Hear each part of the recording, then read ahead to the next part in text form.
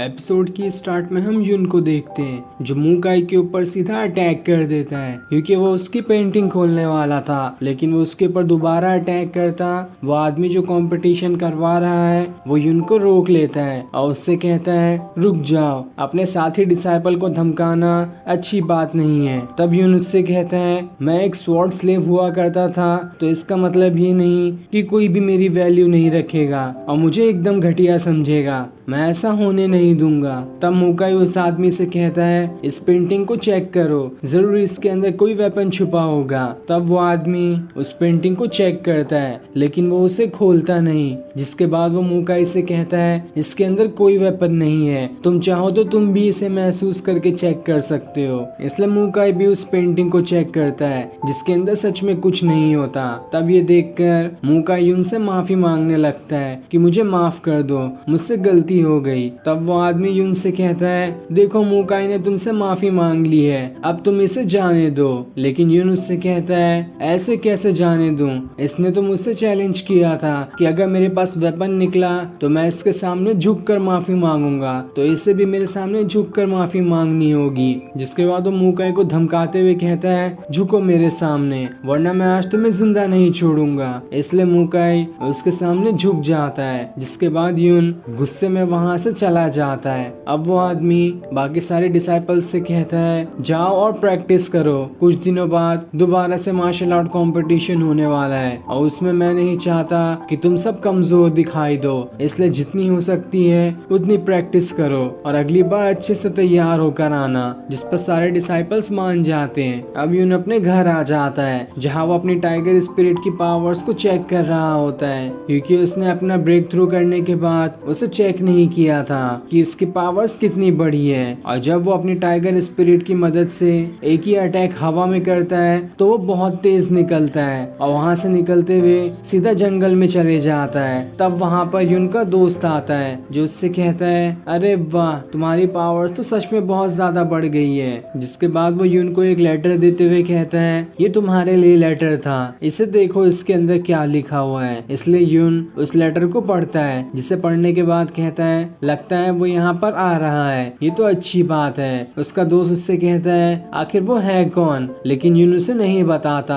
कि वो कौन है, बस इतना कहता है आने दो उसे, ये अच्छी बात है। जिसके बाद वो वहाँ से ऑक्शन हाउस जाने लगता है। वो अपने दोस्त को भी कहता है अगर तुम मेरे साथ चलना चाहते हो तो चल सकते हो। जिस पर उसका दोस्त कहता है हाँ मैं भी वहीं जा रहा हूँ, क्योंकि मुझे एक स्वॉर्ड चाहिए थी। पिछली बार जब मैं वो स्वॉर्ड लेने गया तब एक अमीर डिसाइपल ने बहुत ज्यादा पैसे देकर वो स्वॉर्ड खरीद ली, जिस वजह से मुझे वो स्वॉर्ड नहीं मिल पाई। अब आगे बढ़ते हुए रात हो जाती है, इसलिए वो दोनों एक जगह आराम करने के लिए रुक जाते हैं। तब युन को खुशबू आ रही होती है क्योंकि उसके दोस्त ने वहाँ पर चिकन पकाया था। ये देखकर वो एकदम ही ज्यादा खुश हो जाता है और जल्दी से चिकन खाने उसके पास चले जाता है। लेकिन तब उसका दोस्त उसे रोकते हुए कहता है इतनी जल्दी भी क्या है, थोड़ा आराम से रुको, हम दोनों साथ में खाएंगे। तुम जानते भी नहीं कि इस चिकन को पकड़ने में मैंने कितना टाइम लगाया है। पिछले 7 दिनों से मैं सबसे बेस्ट चिकन की तलाश में था ताकि उसे पकड़कर पका सकूं, और देखो आज मैं कामयाब हो गया।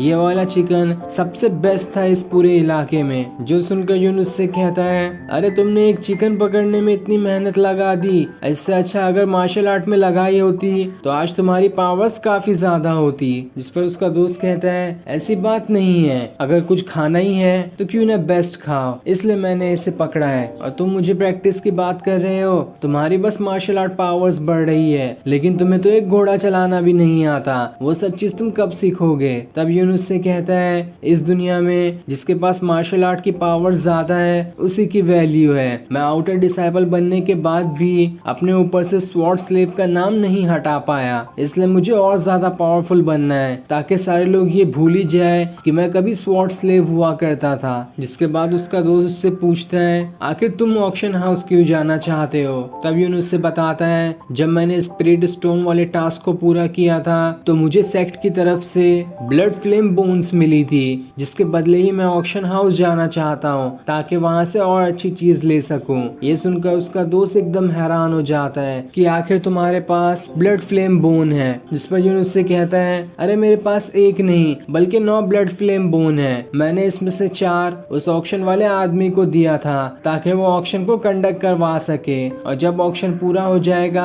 तो उसके बाद मैं उसे बाकी भी दे दूंगा। जिस पर उसका दोस्त कहता है, अरे तुम तो सच में बहुत ज्यादा अमीर हो गए, लाओ थोड़ी ब्लड फ्लेम बोन मुझे भी दे दो। लेकिन यून उससे कहता है, मैंने तो उससे वादा कर दिया है कि सारी की सारी मैं उससे ही दूंगा, इसलिए मैं तुम्हें नहीं दे सकता, मुझे माफ कर देना। और मैंने तो सुना था तुम्हें कल किसी से मिलने जाना था, तो तुम लेट नहीं हो रहे क्या उसके लिए? जिस पर उसका दोस्त कहता है, अरे हाँ मैं तो भूल ही गया था, ठीक है मैं वहाँ पर जा रहा हूँ, उसके बाद वहाँ से मैं तुम्हें सीधा ऑक्शन हाउस में ही मिलूंगा, वहाँ पर आ जाना।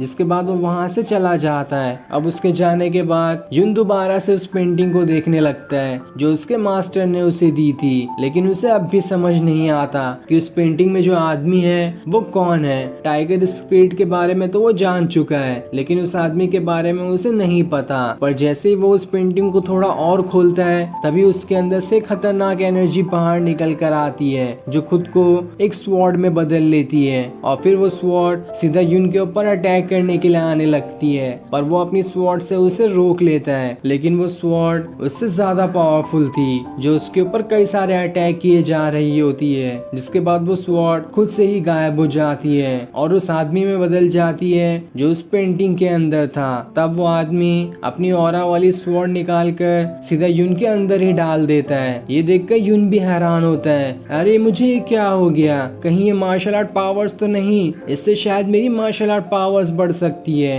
ये जानकर वो और खुश हो जाता है और फिर ये सीन दिखाते ही ये एपिसोड यहीं एंड हो जाता है। Thanks for watching.